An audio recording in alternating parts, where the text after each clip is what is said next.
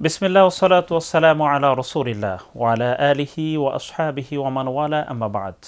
প্রিয় দর্শক শ্রোতা, পবিত্র মাহে রমাদান উপলক্ষে প্যান ভিশন টিভি কর্তৃক প্রচারিত সিয়ামের আলো অনুষ্ঠানে আপনাদের সকলকে স্বাগত জানাচ্ছি, মোবারকবাদ জানাচ্ছি।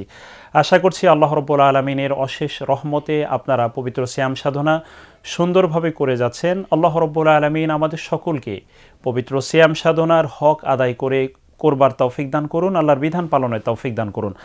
আজকে আমরা আপনাদের সামনে আলোচনা করব যে বিষয়, সেটি হচ্ছে পবিত্র রোজার কাফফারা কিভাবে আদায় করতে হয়, কাফফারা বা কখন দিতে হয়। দেখুন, আল্লাহ রাব্বুল আলামিন ইসলামী শরীয়তকে এমনভাবে করেছেন যেন প্রত্যেকটি মানুষ এই শরীয়তের বিধানকে সঠিকভাবে পালন করতে পারেন, এবং প্রত্যেকটি মানুষ যেন শরীয়তের বিধানকে যথাযথভাবে পালন করার ক্ষেত্রে আল্লাহ রাব্বুল আলামিন সব ধরনের পথকে তার সামনে উন্মুক্ত করে দিয়েছেন, তথা এমনভাবে তিনি শরীয়তকে সাজিয়েছেন যেটি মানুষের তবিয়ত তথা মানুষের স্বভাবজাত, মানুষের চরিত্র, মানুষের দিন, মানুষের জীবন মানের সাথে সম্পূর্ণরূপে যায়। আল্লাহ রাব্বুল আলামিন পবিত্র রোজার বিধান করেছেন, তিনি এই বিধানটি দিয়েছেন সুস্থ মানুষের জন্য, স্বাভাবিক মানুষের জন্য।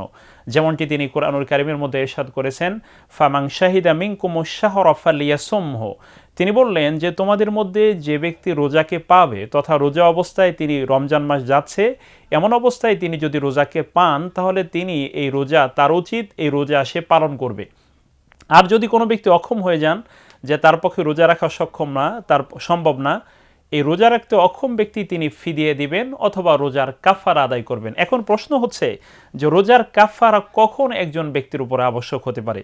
দেখুন, রোজার কাফারা হয় যদি কোনো ব্যক্তি, আমরা রোজা বলতে কি বুঝি সিয়াম সাধনা, আমরা সিয়াম সাধনা বলতে বুঝি যে কোনো ব্যক্তি সুবহে সাদিক থেকে শুরু করে সূর্যাস্ত পর্যন্ত এই সময়ে তিনি যাবতীয় খাবার এবং পানীয় পান, একই সাথে স্ত্রী সম্ভোগ থেকে তিনি বিরত থাকবেন। এটি মূলত হচ্ছে রোজা, তথা আল্লাহ রাব্বুল আলামিনের রঙে রঙিন হওয়ার জন্য তিনি আমাদেরকে এই রোজার বিধান দিয়েছেন, সিবগাতাল্লাহ ওমান আহসানু মিনাল্লাহি সিবগা। এখন দেখুন, এই যে কোনো ব্যক্তি যখন আল্লাহ রাব্বুল আলামিনের রঙে রঙিন হওয়ার জন্য রোজা রেখেছেন, কিন্তু রোজা রাখা অবস্থায় এমন কিছু কাজ করে ফেলেছেন বা এমন বিধান যেটি শরীয়তের বিধান তার উপরে ছিল, যেভাবে পালন করা সেভাবে তিনি করতে পারেননি, তখনই কিন্তু তার উপরে কাফারা বিধান আসে। তথা ধরুন, কোনো ব্যক্তি ইচ্ছাকৃতভাবে রমজানের রোজা রেখে তিনি কি করেছেন, খাবার খেয়ে ফেলেছেন অথবা পানীয় খেয়েছেন ইচ্ছাকৃতভাবে, এবং এটি তার কোনো মৌলিক প্রয়োজনও না, তিনি খেয়েছেন, ইচ্ছা করে খেয়েছেন, রোজা ভেঙে ফেলেছেন। দ্বিতীয় হচ্ছে এমন অবস্থা যে অবস্থায় তিনি আসলে স্ত্রী সম্ভোগ করে ফেলেছেন রোজা রাখা অবস্থায়। এই রোজা রাখা অবস্থায় কোনো ব্যক্তি যদি স্ত্রীর সাথে মেলামেশা করেন, তাহলেই মূলত তার উপরে কাফারা বিধানটি মৌলিকভাবে আবর্তিত হয়। এখন কোনো ব্যক্তি যদি রোজা অবস্থায় এই কাজটি করে ফেলেন, তাহলে তার উপরে কি বিধান রয়েছে?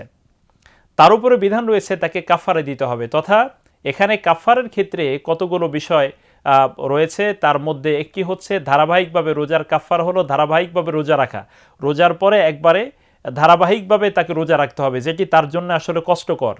দ্বিতীয় আরেকটি বিষয় রয়েছে, সেটি হচ্ছে যে তিনি এই যে রোজা ইচ্ছাকৃতভাবে রোজা ভেঙে ফেললেন, তার পরিবর্তে তিনি কি করবেন, কোনো মিসকিনকে খাওয়াবেন, তথা একজন মিসকিনকে একটি রোজার পরিবর্তে 2 বেলা পেট ভরে তাকে খাওয়ানোর ব্যবস্থা করবেন।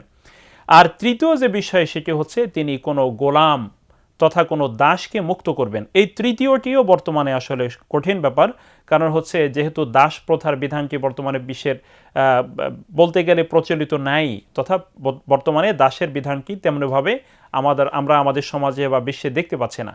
সে অবস্থায় তাহলে তার দ্বিতীয় অপশনটি থাকে, সেটি হচ্ছে যে তিনি কাফারা আদায়ের ক্ষেত্রে তিনি এক রোজার পরিবর্তে একজন মিসকিনকে 2 বেলা পেট ভরে খাওয়ানোর ব্যবস্থা করে দিবেন।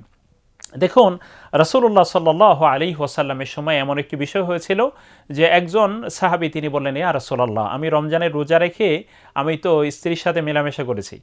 তখন রাসূলুল্লাহ সাল্লাল্লাহু আলাইহি ওয়াসাল্লাম তাকে বললেন যে তুমি কাফারা আদায় করো, এভাবে বললেন, তুমি কাফারা আদায় করো। তাহলে কাফারার ক্ষেত্রে তিনি বলে দিলেন যে এই পরিমাণ কাফারা তোমাকে দিতে হবে, এমনটি একটি নির্দিষ্ট পরিমাণ রাসূলুল্লাহ সাল্লাল্লাহু আলাইহি ওয়াসাল্লাম তিনি তাকে বললেন।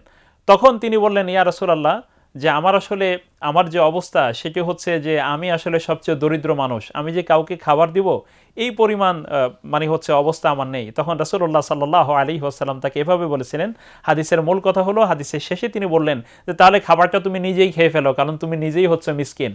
তাহলে বোঝা গেল রাসূলুল্লাহ সাল্লাল্লাহু আলাইহি ওয়াসাল্লাম এই সিয়ামের কাফারার বিষয়টি বলেছেন।